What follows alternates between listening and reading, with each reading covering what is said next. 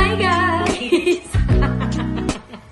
Welcome back to my channel. So today I'm going to show you how I will remove my makeup using these two products. First, I'm going to use Human Nature's Sunflower Beauty Oil to remove all my makeup. Because off you tuloy. Nauna yung off you kaysa sa again. So, sa mga followers ko dyan, hindi ko na kaya mag-English. Sakit na. Sa mga followers ko dyan, for those who know me for some time,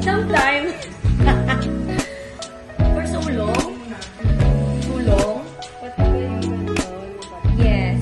So, matagal ko nang ginagamit ang Human Nature Sunflower Oil pagtanggal ng makeup. Because it makes my skin so hydrated and it whitens my skin. So, first, mga 2-3 pumps. Kita nyo na kung avatar ba talaga ako or AI. Nakikita nyo ba yung guys? Yes! Marami siyang benefits actually. Kasi it will make your skin so white and hydrated as well.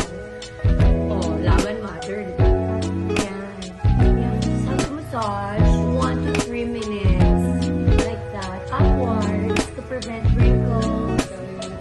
Like that.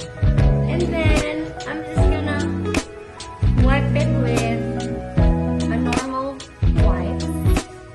And then, here. Tingnan nyo guys. Isang pahid lang. See? Ano ba yan? Wow!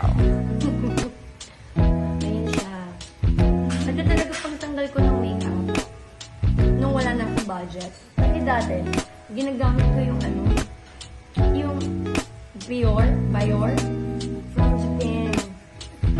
Eh, wala na tayong budget. Ay, mahalin nga. Wala na tayong budget. Pero ito, kaya nga. But ito po, yung sunflower oil Human Nature. Lux.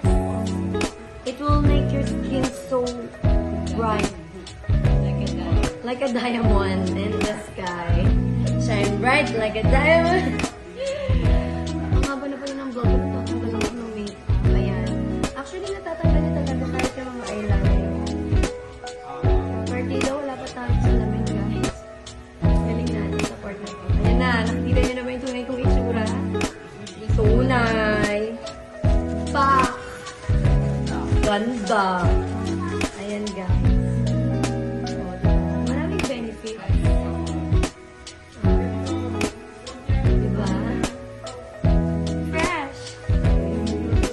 Thanks for subscribing. Bili na. Add to cart na yan. Kaya nga ba, no? Yung vlog ko, tungkol kasi